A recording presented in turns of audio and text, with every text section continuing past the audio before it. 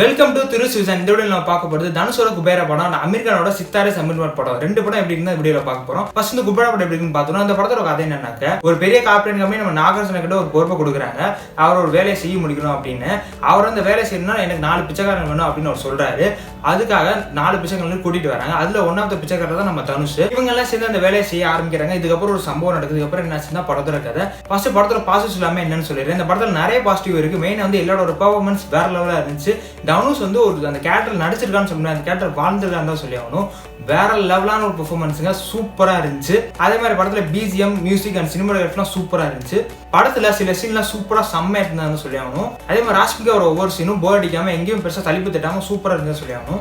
படத்துல குஷ்புன்னு ஒரு பொண்ணு ஒரு கேரக்டர் வரும், அந்த கேரக்டர்லாம் செம்மையா இருந்தா சொல்லி ஆகணும். இந்த படத்துல ஒரே ஒரு பிரச்சனையா பட்டது டியூரேஷன் மட்டும் தான். அது கூட நெகட்டிவ்னு சொல்லலாம். அது மட்டும் தான் நெகட்டிவா தெரிஞ்சு.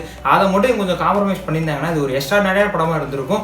இப்போ ஒன்றும் இல்லை, இது ஒரு நல்ல படம் தான். தமிழ் ஆடியன்ஸ் நான் ஒன்று மட்டும் கேட்கிறேன், இந்த படத்தை மட்டும் செலிப்ரேட் பண்ணாமல் விட்டுறதீங்க. அதுக்கப்புறம் இன்னும் நல்ல படம்லாம் வராமே போயிடும். ஸ்லோவா இருக்குன்னு ஒரே காரணத்துக்காக இந்த படத்தை மட்டும் விட்டுறதீங்க. அதுக்கப்புறம் நம்ம தான் பெரிய முட்டாளாக ஆயிடுவோம். ஏன்னா அந்த படம் தமிழ்நாட்டை தாண்டி தெலுங்குல சூப்பராக போயிட்டு இருக்கு, தமிழ்நாட்டில் ரொம்ப ரொம்ப சுமாராக போயிட்டு இருக்கு. அது ஏன்னே தெரியல. ஸோ ஓவரால் குபேரா வந்து ஃபர்ஸ்ட் ஹாஃப் சூப்பராக இருக்கும், குறைய இருக்காது. செகண்ட் ஹாஃப் மட்டும் நான் சொன்ன மாதிரி ஒரே ஒரு பிரச்சனை என்னன்னா டியூரேஷன் கொஞ்சம் லென்த்தாக இருக்கனால லாக் எடுக்கிற மாதிரி இருக்கலாம். மற்றபடி இது ஒரு நல்ல படம் தான். தியேட்டர்ஸ்ல போய் ஃப்ரெண்ட்ஸ் அண்ட் ஃபேமிலிஸாக கண்டிப்பாக ட்ரை பண்ணி பாருங்க. இந்த குபேராக்கு நம்ம கூட ரேட்டிங் 4.3/5. அடுத்து அமீர் கானோட சித்தாரே சமீர்வாட் படம். இந்த படத்தோட கதை என்னன்னாக்க, நம்ம அமீர் கான் வந்து ஒரு பேஸ்கெட்பால் கோச்சா இருக்காரு. அவர் வந்து ஒரு நாள் ட்ரங்கன் கேஸ்ல மாட்டிக்கிறாரு. கோர்ட் வந்து என்ன சொல்றதுன்னா, சரிப்பா நான் ஜெயிலுக்குலாம் அனுப்பல, ஆனா நீ வந்து மாற்றுத்திறனாளி பசங்களுக்கு ஒரு 3 மாசம் பேஸ்கெட்பால் கோச்சா இருக்கணும் அப்படின்னு சொல்றாங்க. இவர் வேண்டாம் அங்க போறாரு. ஒரு மாதிரி செட் ஆகாத மாதிரி தான் அவரு கோச் பண்றாரு.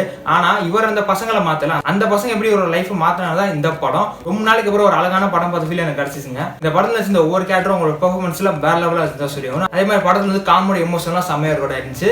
மெயினா இந்த கேரக்டர் நடிச்சதுக்கு அமீர் கானுக்கு ஒரு பெரிய பாராட்டு தான் சொல்லுவேன். இந்த ஒரு கேரக்டர் ஒரு தற்கொலைத்தனமான ஒரு கேரக்டர் தான். அதுவும் இல்லாம நிறைய இடத்துல டாமினேட் பண்ற மாதிரி விஷயம்லாம் அந்த படத்துல இந்த கேரக்டருக்கு வரும். சோ அதெல்லாம் ஒரு பொருட்படுத்தாம ஒரு நடிச்சிருக்கானா அது ஒரு பெரிய பாராட்டக்கூடிய ஒரு விஷயம். ஜெனிலாவுக்கு அமீர் கானுக்கு வர லவ் போர்ஷன்ஸ் எல்லாம் செம்ம கியூட்டா ஃபன்னா சூப்பரா இருந்து சொல்லியாகணும். ஓவராலா இந்த படத்துல எங்கேயும் பெருசா குறையே இல்ல. என்ன படம் பிக் போக கொஞ்சம் டைம் எடுத்துக்கும், ஆனா போக போக சூப்பரா இருக்குன்னு சொல்லியாகணும். இந்த சித்தாரே சமீர்வாட்க்கு நமக்கு ரேட்டிங் 4.5/5. நேத்து தாங்க இந்த ரெண்டு படத்தையும் தேர்தல் போய் ட்ரை பண்ணி பார்த்தேன். ஒரே நல்ல 2 தரமான படம் பார்த்து ஃபீல் எனக்கு கிடைச்சிச்சு.